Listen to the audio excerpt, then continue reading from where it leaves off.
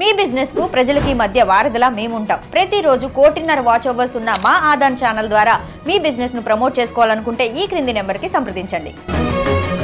నమస్కారం గురుగారు. నమస్కారం శివం యాదవ్.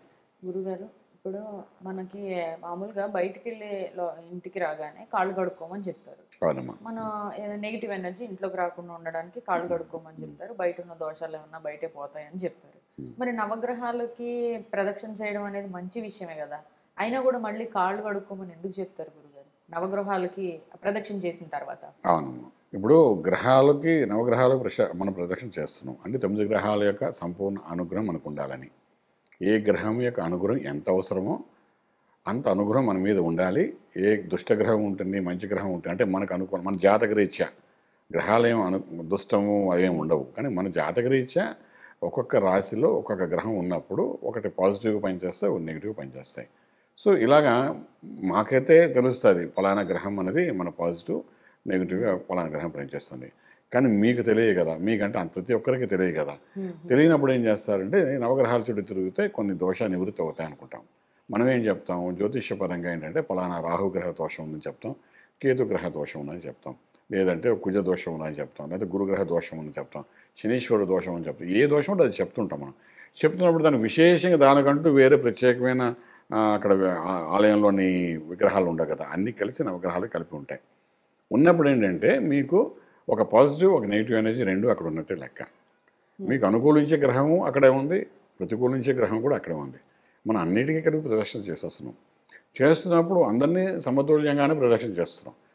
మనకి ఏది తెలుసో తెలియకం అంటే కొన్ని గ్రహాలు ఉన్నాయి. మాకు ఎవరో చిన్నప్పుడు నాకు చెప్పారు, పలానా గ్రహం నీకు ఎప్పుడు పాజిటివ్ చేస్తుందా, దానికోసం నువ్వు ప్రత్యేకమైన పూజలు చేయట్లేదా, చేసినా చేయకపోయినా నీకు పాజిటివ్గా ఉంటుంది నేను ఒక గ్రహం అని నాకు ఎవరో చిన్నప్పుడు చెప్పారు.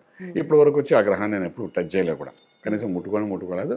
అంత దూరం నవగ్రహాల చుట్టూ కూడా నేను దూరంలో నమస్కారం పెడతాను. కారణం ఏంటంటే చెప్పారు ఆ గ్రహం అక్కడ ఉంది.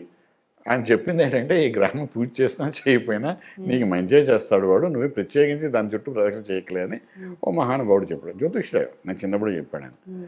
సో ఈ గ్రహం ఆ మధ్యలో ఉంది, అది ఉంది కాబట్టి మిగిలిన వాళ్ళు ప్రదక్షిణ చేయాలంటే దాని చుట్టూ కూడా ప్రదక్షిణ చేయాలి కదా. అందుకోసం అలా దూరం నమస్కారం పెట్టి వస్తాను. ఇప్పటికి నేను ఇన్నాళ్ళైంది కదా ఏనాడు నవగ్రహాల చుట్టూ నేను ప్రదక్షిణ చేయాలి, దూరం నమస్కారం చేసి వస్తాను. అన్ని గుళ్ళకి వెళ్తాను, నవగ్రహాలకు మాత్రం దూరం చేస్తాను. ఎందుకంటే ఆయన ఎవరో చెప్పారు, పోలే చెప్పిన దాన్ని నేను ఫాలో అవ్వాలి అంటే ఒక గురి అంతే. ఇంకనే ఇక్కడ చెప్పాలని ఉద్దేశం ఏంటంటే మనకు పాజిటివ్ నెగిటివ్ రెండు మన జాతకరీత్యా ఇచ్చి 9 గ్రహాల యొక్క విగ్రహాలు అక్కడ ఉన్నప్పుడు మళ్ళీ మన ఇంటికి వెళ్ళినప్పుడు ఆ పాజిటివ్ మనం తీసుకెళ్తాం, నెగిటివ్ కూడా మనం తీసుకెళ్తున్నాం. మరి ఒకవేళ కాళ్ళు కడుక్కుంటే పాజిటివ్ గ్రహాలు వినండి అదే మనం ఏం చేయాలంటే అలాంటప్పుడు ఈ ప్రదక్షిణ చేస్తూ ఏ గ్రహం అనుకూలత మనకు కావాలనుకుంటే ఆ మంత్రాన్ని చదువుకుంటూ ప్రదక్షిణ చేసినప్పుడు మనకి ఆ దోషం అన్నీ ఉండదు. కాళ్ళు కడుక్కోవడం అంటే సాధారణంగా మన వాళ్ళు ఏంటంటే బయటికి వెళ్ళి వచ్చినప్పుడు ఏ విధంగా కాళ్ళు కడుక్కుంటున్నారో వీటి చుట్టూ కూడా తిరిగి వచ్చినప్పుడు అలాగే వాళ్ళు కాళ్ళు కడుక్కుని లోపలికి వస్తున్నారు. ఎందుకంటే అక్కడతో అయిపోదు కదా, వీధులన్నీ తిరిగి వస్తాం, ఊరంతా తిరిగి వస్తాం. గుడి నుండి డైరెక్ట్గా ఇంటికి అయితే వచ్చాం కదా. సాధారణంగా మన వాళ్ళు చెప్తారంటే గుడి నుండి డైరెక్ట్గా ఇంటికి వెళ్తే మంచిది అంటారు. సో మనం అలా వెళ్ళాం కదా, 4-5 చోట్ల తిరిగి వెళ్తాం.